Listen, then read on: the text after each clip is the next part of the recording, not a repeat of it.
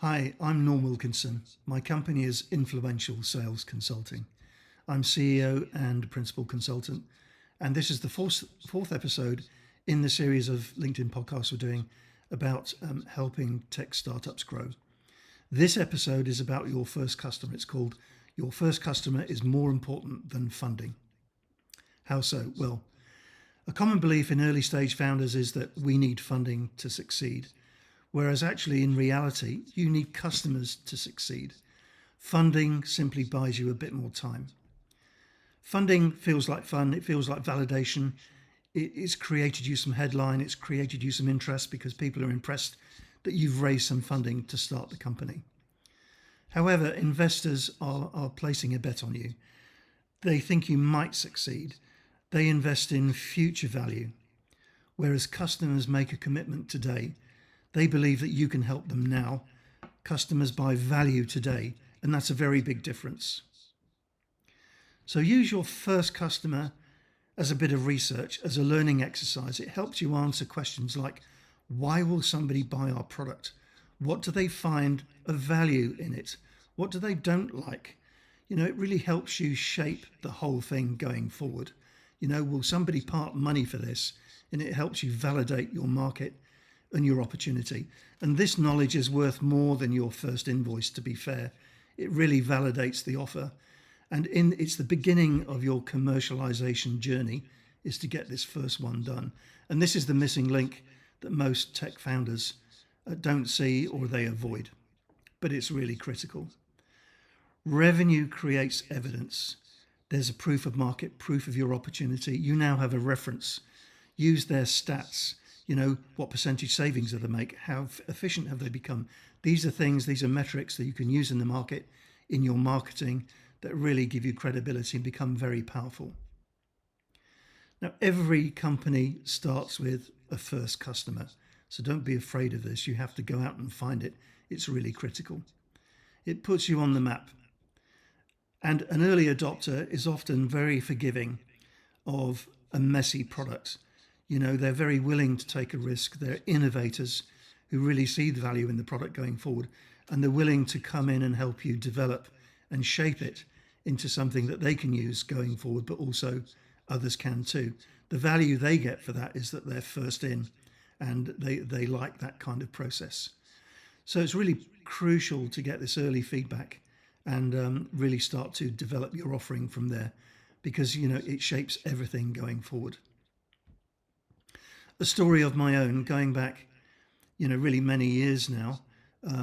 My company at the time was involved in database technology, and we were decided to develop a system for what was called the English House Condition Survey. And this was at a time when local authorities in England were very conscious of the condition of their social housing, and everyone had been tasked by central government to do a survey to bring it up to scratch. So we found a local council, actually in London, who was very keen to be an early adopter and an innovator and help us shape this. And they expressed interest to do it.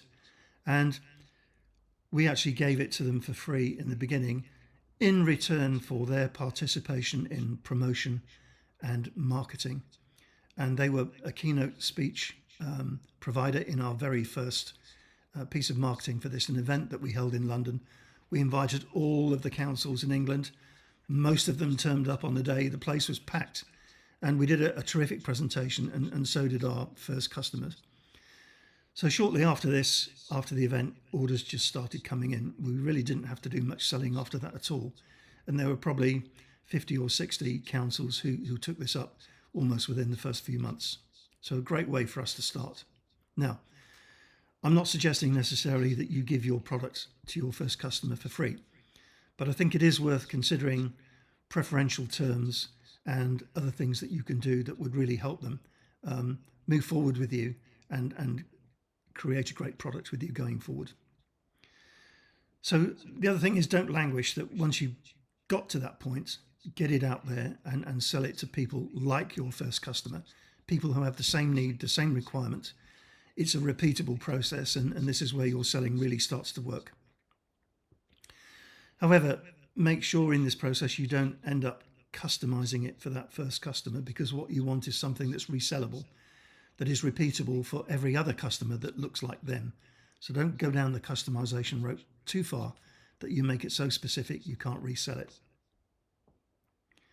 Now, in my time, I've seen a lot of companies obsessed with raising funds right at the beginning. I've also seen a lot of companies obsessed with winning new customers. Frankly, if I had to choose between a funded startup with no customers and an unfunded startup with customers, I would very much choose the latter every single time. And if your funding disappeared tomorrow, would customers still buy it? Would they still be willing to pay for your offer? I mean, if the answer is no, perhaps the next milestone for you is not investment. The next milestone is finding that first customer. And ironically, the investors actually love to see a startup with a customer or two. They're far more willing to make an investment once you've reached this stage. So there we have it for today. Please ask me questions more about first customer and commercialization. I'll be very happy to respond and take your questions, answer them all in person. DM me for my first customer infographic. This is something on LinkedIn that will just help you refer to important points about what we've discussed today. So stay tuned for next sessions. There will be more coming about first customer and more about commercialization. These are really key things that I'll spend a bit more time on as we go forward. I hope you're finding these snippets helpful. The idea is to build them into a portfolio that gives you lots of reference points about your journey as you start to grow and as you start to commercialize your startup in the tech arena. So thanks for listening today. I appreciate that. Good luck and good selling. We'll see you next time.